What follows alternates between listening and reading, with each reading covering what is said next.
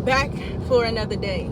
I kind of just want to make a video when it comes to being out of foster care, and I'm gonna keep repping that shit because you guys don't understand.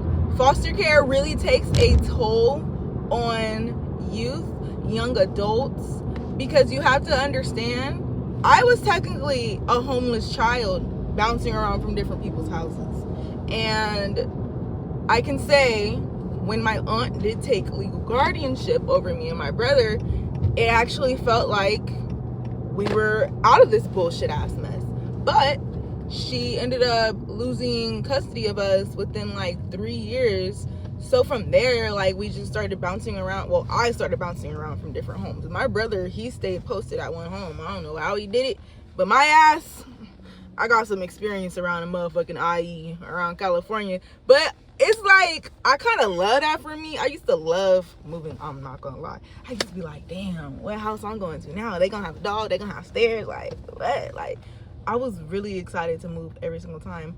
The downfall of it was school. I used to love me some school. You couldn't tell me shit. Like, if you're telling me I can't go to school, I'd be pissed because school was really my escape. Like, I fucked with, you know, the friends that I made.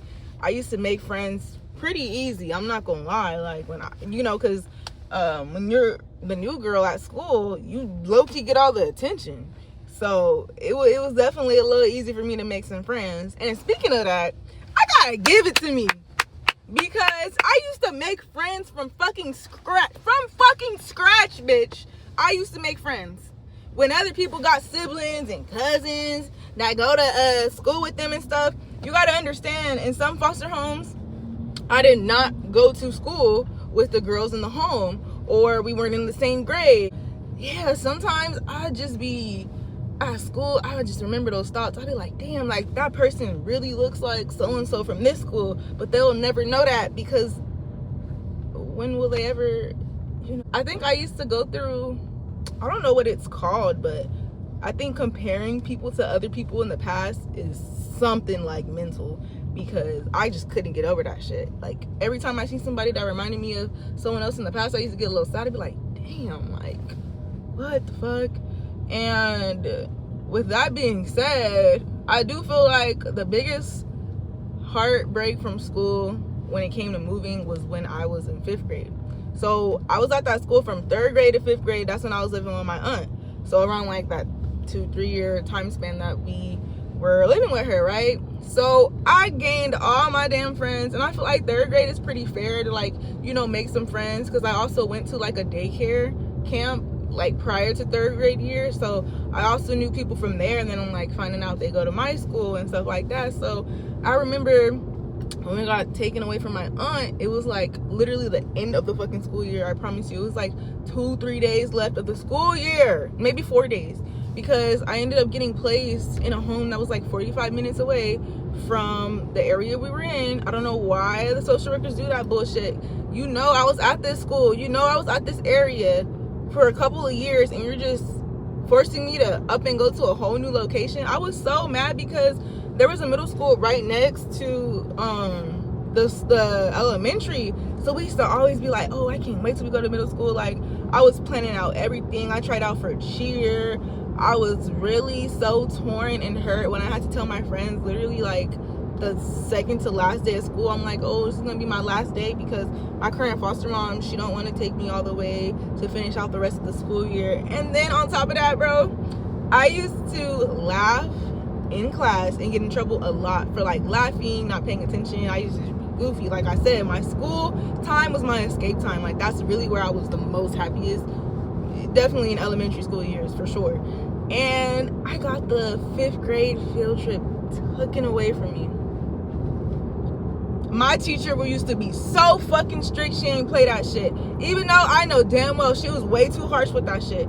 I was so sad because I got the field trip taken away, and then now I'm really fucking moving away, bro. Like, that shit definitely got to me over the summer. Like, and then I ain't had no phone. I wasn't, you know, keeping in touch with my friends. Nobody was making sure I still was talking to my friends over the school year. I mean, over the summer break and stuff like that. So, damn, that shit hurt like a motherfucker. And then you gotta understand too, there was no other family member that tried to take us in after we got taken from our aunt. And I understand there were some situations where nobody really, you had to meet like certain qualifications. And sometimes I just feel like, damn, well, some people really gave up on us and just let it be. Because when it came to like my whole family, like literally both sides of my family, like my mom's side, no, my mom's side and then my mom's dad's side, we were like literally the only ones in foster care. So, because I know there's people whose family members have multiple people in foster care, and it wasn't like that. We were literally the only ones, bro. And it's just like, damn, like out of everybody, nobody else tried to take us in. That's fucking crazy, bro. But yeah, sometimes I be thinking back, like, do I be mad at certain families?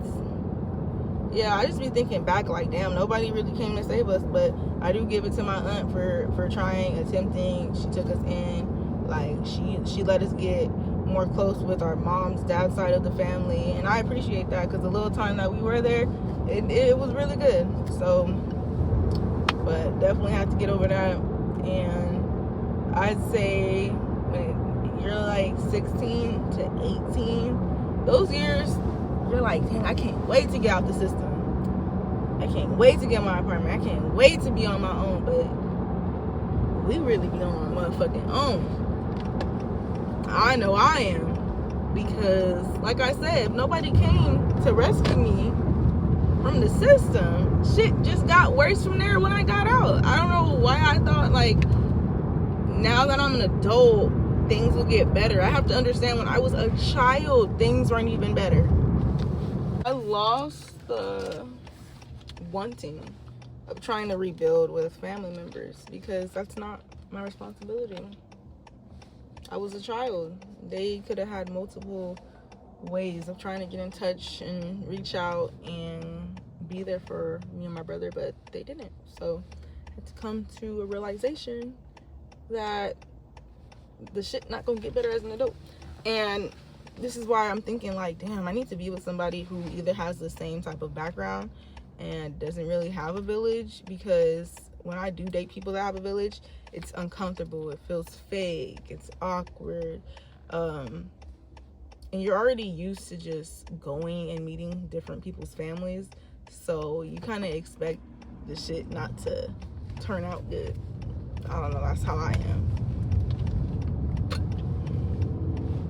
But it's okay. Ooh, the lighting. It's okay, because I'm beating the odds from that. Although I was technically taken away twice in the system, never adopted, I deal with a lot of anxiety, depression. I always wonder how things would be if we didn't get taken, but it really is what it is. And although I don't have a village, my family is so falling apart. I just truly believe, although, like for instance, right, when I was in the system, I used to cry every day, like, I want to be back with my mom, I want to, but the plan was never to go back with my mom. Maybe I'm going to be the one that creates a unity, creates a community, builds my own village. Like, I just don't know what can happen. And like, that's the good thing about life, because you literally never know how shit gonna be in the next month, the next week, the next 10 years. And I'm 22. Who's to say I won't have everything I need and want by the age 32? And that's what keeps me hopeful, because life really changes like this. And I'm excited for the journey. But I just kind of wanted to put light on beating the odds of not having a village, not having a family dynamic. But I'm going to get through it. Like, God has brought strangers that have done more for me than my own family, and I trust them. It is Friday. I hope y'all have a good day. Stay positive. You're blessed. And give glory to Him. I'll see y'all in the next video.